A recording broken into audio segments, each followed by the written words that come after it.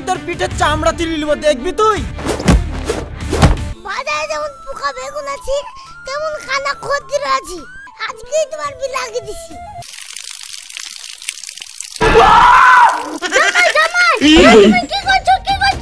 দেখো সাহেব, আজকে তো আমাদের বাসর রাত। অবশ্যই অবশ্যই।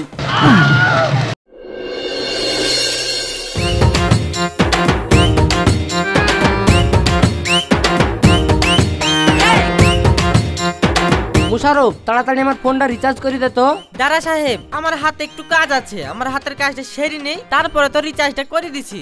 আরে ছি, তুই তো সবই জানিস। এইদিকে 6টা 22 চললো, হাতের কাজ পরে করিস, আমার রিচার্জটা আগে করে দে ভাই। ও হ্যাঁ, দাঁড়া দিচ্ছি।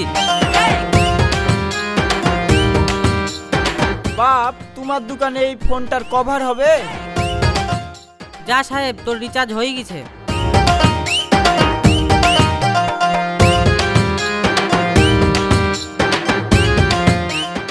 যা, সন্ধ্যা হলে কি গেল, এইদিকে আমার সিগন্যালও ঝাপসা হয়ে গেল। এবার কি করি? আস্তে আস্তে সাইড দিয়ে চলে যাই।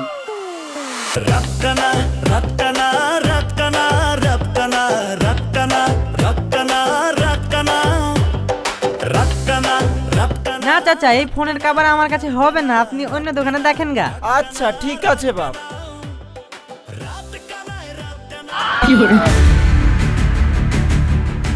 কি ব্যাপার, আমার সাইকেল কই?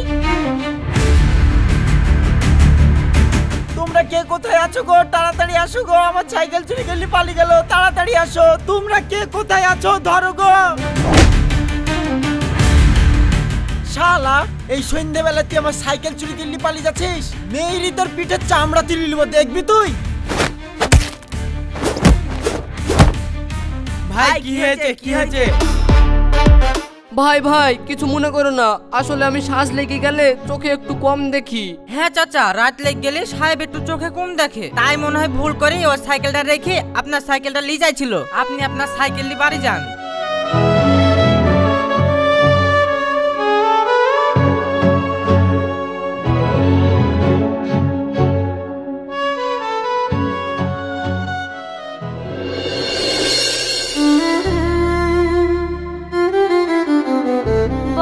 আমার তো বয়স হয়েছে আর বাতের ব্যথাটাও বেড়েছে, তুই না হলে একটা বিয়ে কর, এই সংসারে আমি আর কতদিন একা খাটবো বল।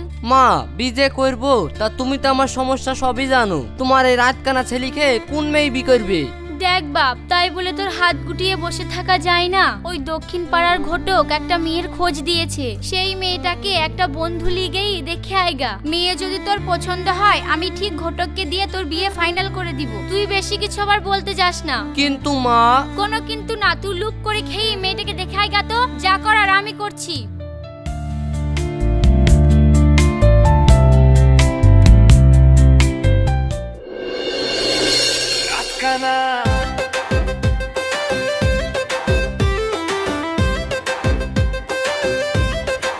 দেখেন ভাই, ছেলে মেয়েতে যখন দুজনকে পছন্দই করে ফেলেছে, তাহলে চাচাকে একটু ডেকে দেন, বিয়ের ডেটটা ফাইনাল করে ফেলি। ঠিক আছে ভাই, আমি দেখি আব্বা বাজার থেকে আসলো কিনা। বাপ, তোমরা কিছু মনে করো না, আমার আসতে একটু দেরি হয়ে গেল। তোমাদের দুজনের মধ্যে ছেলেকে? চাচা, এইটাই ছেলে। এই রাত কানা ইচ্ছে আমার মেয়েকে বিয়ে করতে, যে নিজের সাইকেলটাকে সামনে রাখতে পারে না। বেরো আমার বাড়ি থেকে, তোর মতন রাত কানা ছেলের সাথে আমি আমার মেয়ের বিয়ে দিব না। বেরো বাড়ি থেকে। আসপর্দা কত, আমার মেয়েকে বিয়ে করতে এসছে। রাত কানা জামা, রাত কানা জামা, এই দিনে সবই ভালো, শুধু রাতে দেখার কামায়।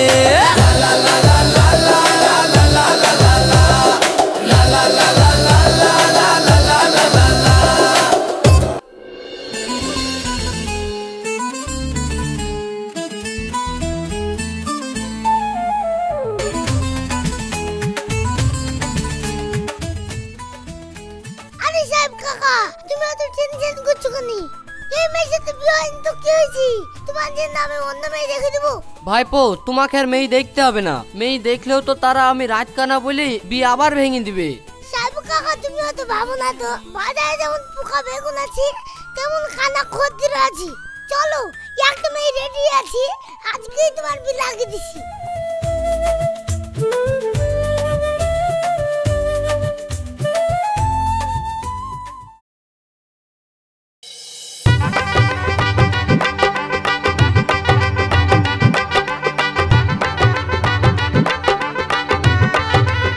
रात का ना जामाय करे रात का ना जामाय रात का ना जामाय ओरे रात का ना जामाय रात का ना जामाय ओरे रात का ना जामाय रात का ना जामाय ओरे रात का ना जामाय रात का ना जामाय ओरे रात का ना जामाय रात का ना जामाय। রুমিতা, এই যে তোমার আমার সাথে বিয়ে হয়েছে, তা তুমি এই বিয়েতে খুশি তো? হ্যাঁ, তোমাকে বিয়ে করে আমি খুশি, কিন্তু তুমি আমার উল্টো করে বসে আছো কেন? আরে শালা, কাজ ছেড়েছে, তার মানে বউ আমার পিছনে আর আমি উল্টো দিকে মুখ করে বসে আছি। ও আসলে রুমিতা, আজকে আমাদের বাসর রাত তো, তাই আমার একটু একটু লজ্জা লাগছে। এই দেখো, এবার তোমার দিকে মুখ করে বসনু। দেখো সাহেব, আজকে তো আমাদের বাসর রাত, তুমি আমার হাতে হাত রেখে কথা দাও সারা জীবন তুমি আমার এইভাবেই পাশে থাকবে। অবশ্যই অবশ্যই। কি গো, তুমি কি করছো? ছাড়ো ছাড়ো, তুমি আমার পায়ে হাত দিচ্ছ কেন? আরে ছি ছি ছি, কি কাজ করেছি গো? আমি হাত বলি বোর পা ধরে টানতে লেগেছি, এখন আমি কি বলি মেকআপ দিব? দেখো রুমিতা, আমি ইচ্ছা করি তোমার পা ধরেছি, হাতে হাত রেখে সবাই তো কথা দেয়, কিন্তু সেই কথা রাখে কজন? তাই আমি তোমার পা ধরে প্রতিজ্ঞা করছি যে সারা জীবন আমি এইভাবেই তোমার পাশে থাকবো। সাবাস! ওয়াও, তুমি কি রোমান্টিক! আমি তো এইরকমই একজনকে চেয়েছিলাম। তোমার কি হলো কি হলো? থামো, তোমার জন্য পানি নিয়ে আসি। ए रहा नहीं जाता, तड़प ही ऐसी है ना।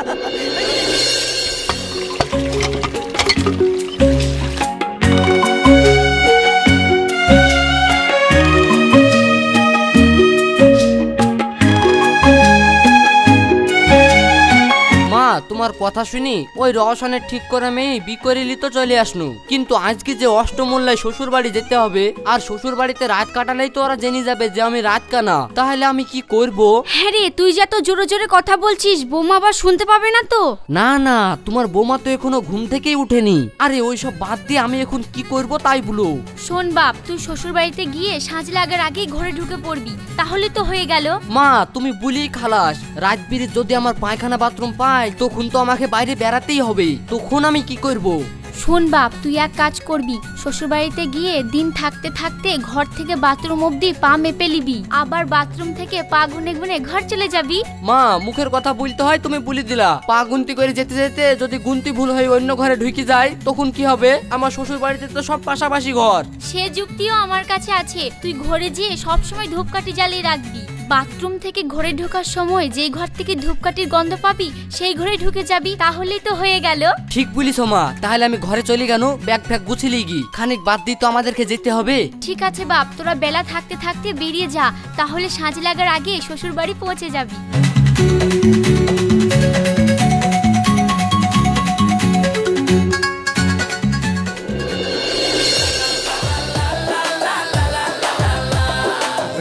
কানা জামা ওরে রাত কানা জামা দিনে সবই ভালো শুধু রাতে দেখার কামাই। হ্যালো, লোকে দেখে হাসে জামাই মরে ভয়ে, রাত হলে জামাই বাহ, তোমার ফুচকা খুব ভালো হয়েছে ভাই, আর একটু ঝাল দাও দেখি। কানা জামা। কি গো, তোমার হলো? তুমি কেমন মানুষ বলো দিনি, দুটো ফুচকা খাচ্ছি তাও তুমি শান্তি করে খেতে দিবা না? ঠিক আছে ঠিক আছে, তুমি তাড়াতাড়ি খাও। আমি যে কিসের লেগে তাড়াতাড়ি করছি তা তো তুমি বুঝছো না, খানিক বাদেই তো শ্বাস লেগে যাবে আর আমার চোখের সিগন্যালও আউট হয়ে যাবে।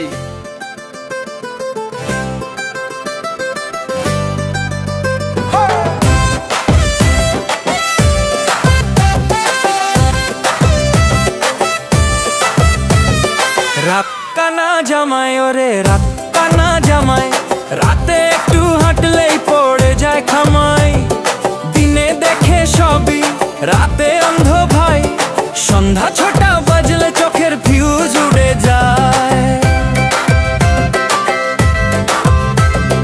লোকে দেখে হাসে জামাই মরে ভয়, রাত হলে জামাই মুতে দেয় শ্বশুরের গায়ে, রাত কানা জামাই আহা রাত কানা জামাই। কি গো টুকটুকে আলা, কি করে টুকটুকে চালাইছো? একটু জোরে চালাও। আরে ভাই, এটা তো টোটো, এটা তো আর টাটা সুমো না যে আমি সাঁই সাঁই করে চালাবো। আপনি লক করে বসেন, আমি ঠিকঠাক করে চালাচ্ছি। তুমি কি মানুষ গো, এই তো এইটুক যাবো, ও তাড়াতাড়ি কিসের? তুমি নক করে বসো। শুধু রাতে দেখার কামাই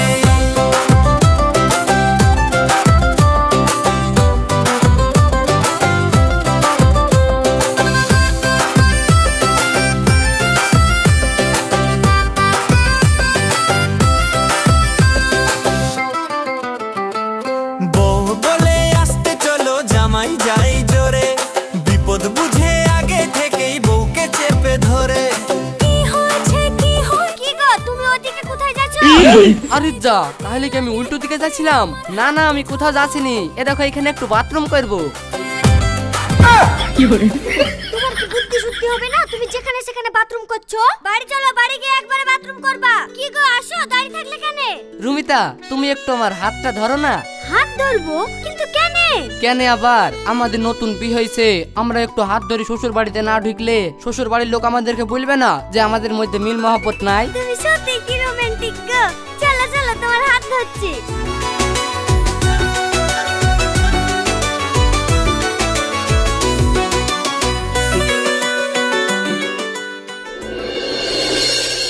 अरे रात का ना जमायो अरे रे रात का ना जमाई राते একটু হাঁটলেই পড়ে যায় কামাই দিনে দেখে সবই রাতে অন্ধ ভাই সন্ধ্যা 6টা বাজলে মা, থালাটা নিয়ে যাও। লোকে দেখে হাসে বাপ, রান্না বান্না সব ভালো হয়েছিল তো? হ্যাঁ মা, খুব সুন্দর রান্না হয়েছিল। ও, আজকে তো পোল্ট্রির মাংস হলো, কালকে একবারে খাসির মাংস হয়ে পরশুদিন বাড়ি যাবা? না আব্বা, মাঠে এখন পাট কাটার বিশাল জোর। কাল আমি বাড়ি না গেলে কাজ গুছিয়ে উঠতে পারবো না। কাল সকালে আমাকে বাড়ি যেতেই হবে। দুদিন বাদ দিয়ে মাঠের কাজকর্মগুলো মিটে গেলে একবারে এসি কদিন থেকে যাব। ঠিক আছে বাপ, তুমি যেটা ভালো মনে করো সেটাই করো। বিপদ বুঝে আগে থেকেই বউকে চেপে ধরে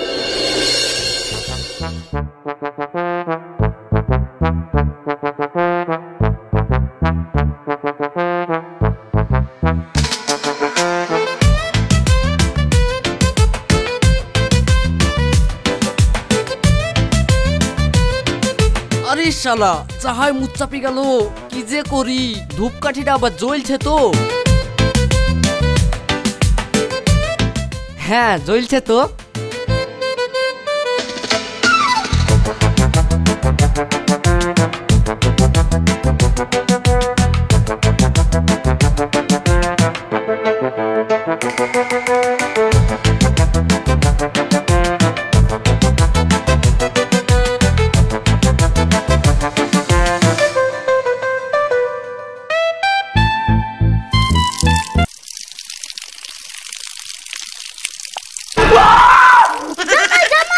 তুমি কি করছো কি করছো? আমার গায়ে মুতে দিছো কেন? চল রুমিতা, এটা জামাই কি করেছে তাই দেখ। আরে সর্বনাশ, আমি এ কি করেছি? আমি শ্বশুরের গায়ে মুতে দিয়েছি।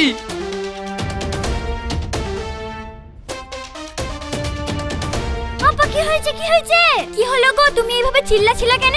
মা দেখ, এটা আমি বাথরুমে বসে প্রসাব করছিলাম আর অমনি জামাই এসে দেখা শুনে না আমার গায়ে এসে প্রসাব করে দিল। কি গো, তুমি এই কাজ করেছো কেন?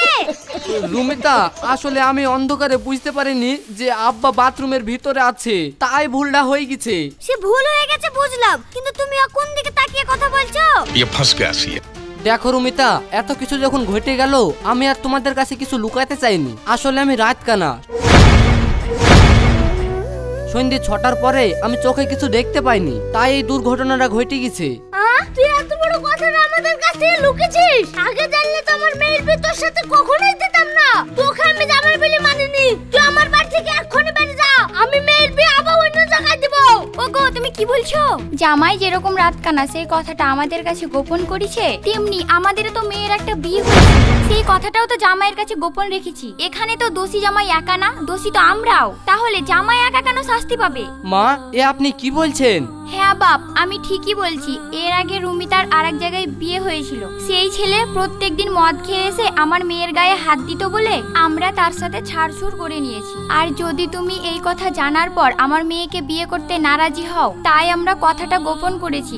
বাপ, তুমি আমাদেরকে ক্ষমা করে দিও। দেখেন মা, এখানে রুমিতার তো কোনো দোষ ছিল না, দোষ তো করেছিল সেই ছেলেটা। এই ঘটনার জন্য আপনাদের ওপর আমার কোনো অভিযোগ নাই। পারলে আপনারা আমাকে ক্ষমা করে দিন। আমি এক্ষুনি এই বাড়ি থেকে চলে যাচ্ছি। কোথায় যাচ্ছ? কেনে আমার বাড়িতে। আমাকে না নিয়ে চলে যাবা? মনে আছে তুমি আমাকে কথা দিয়েছিলে তুমি আমার সারা জীবন পাশে থাকবে, তাহলে এখন কেন আমাকে ছেড়ে চলে যাচ্ছ?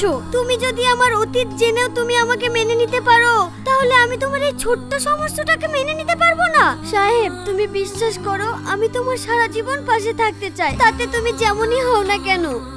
সাহেব বাপ, তুমি আমাকে ক্ষমা করো, আমি রাগের মাথায় তোমাকে বাড়ি থেকে বেরিয়ে যেতে বলেছি। আমি এখন বুঝতে পারছি পৃথিবীর কোনো মানুষই নিখুঁত না। তুমি ঘরে যাও, আমি তোমাকে জামাই হিসাবে মেনে নিলাম। रात का ना जामा,